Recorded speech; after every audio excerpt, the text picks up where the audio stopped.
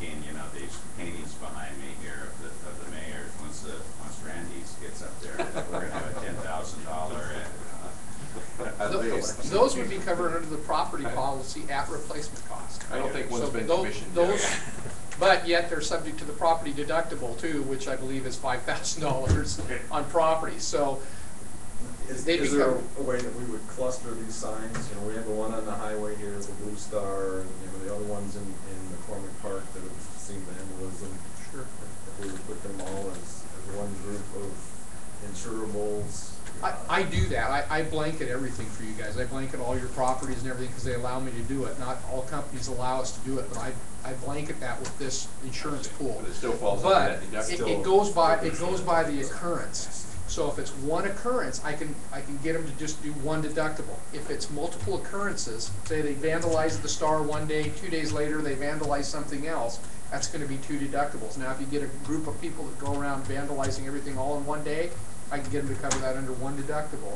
If it's, you know, it's over the course of a year, they're going to charge us a deductible every time. What about the inventory of all of these objects? Do you have an appropriate inventory? Is that presented to you? And any description of you know, materials or photographs or whatever? Do you have a?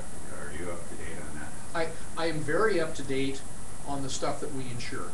Every year I go out with the staff. I start out by talking to Chad, and I meet with virtually every department head. I do drive-arounds. I look at all the properties you have, and I do that every year. I've said this year after year, but the first year I did it, there was about $6 million worth of stuff that you guys didn't have insured.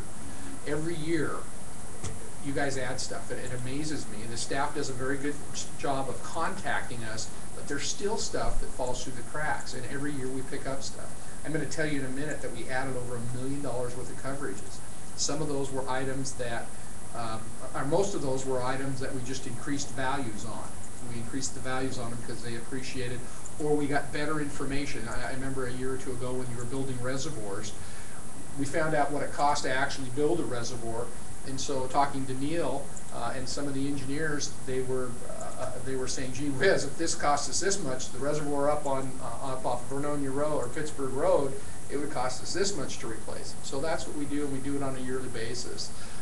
I don't, Doug, to answer your question better, I don't have a specific inventory of like the Blue Star because we've never insured it.